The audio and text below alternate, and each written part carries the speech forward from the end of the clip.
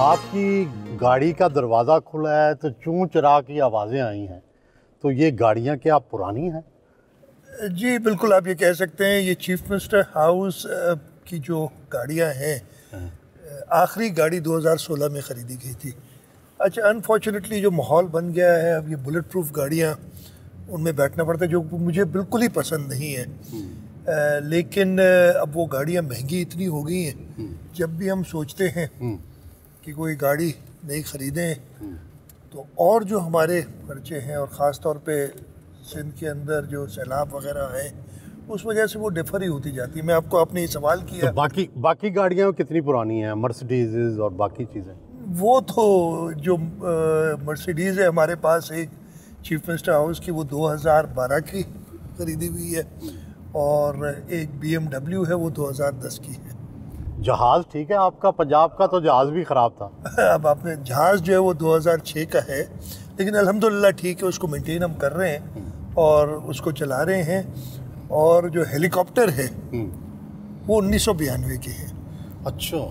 और वही हेलीकॉप्टर हैं हमारे पास जिन पिछले दिनों आपको याद होगा ईरानी सदर के हेलीकॉप्टर के हादसे में शहीद हो गए थे। तो वही हेलीकॉप्टर हमारे पास। डर तो लगता होगा। हाँ, अब हम सोच रहे हैं कि हेलीकॉप्टर, इसलिए कि उसकी ज़रूरत पड़ती है काफ़ी, हम उसको चेंज करें। अगर हमें इजाज़त देगी हमारी बजट, तो हम शायद एक हेलीकॉप्टर नया ख़रीदें।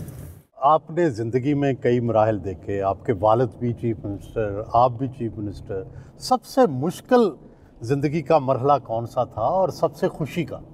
मैं आपको तो, मैं जैसे ही चीफ मिनिस्टर बना था, और मैंने अपने वालिद को देखा है, मेरे वालिद साहब के ज़माने में, अब्दुल्ला शाह साहब, मरहूम सैयद अब्दुल्ला शाह, उनके ज़माने में हालात जो थे लॉ एंड ऑर्डर के, वो बहुत ज़्यादा ख़राब हो गए, पहले से चलते आ रहे थे, और उन्होंने वो जो ख़राब हालात थे उन पे काबू पाया था। ये फिर वो 94, 95, 96 का ज़माना था। मैं उनको बड़ा परेशान देखता था लॉ एंड ऑर्डर के हवाले से। और ये बात ये है कि जैसे ही मैं चीफ मिनिस्टर बना था, जुलाई 2016 में पहली बार, आखिरी दिन 29 जुलाई को, और मुझे वो तारीख इसलिए भी याद है कि 29 जुलाई को मेरे बेटे की सालगिरह भी होती है। उस दिन मैं चीफ मिनिस्टर बना, और उसके 22 दिन बाद कराची में एक ऐसा मसला क्रिएट हुआ।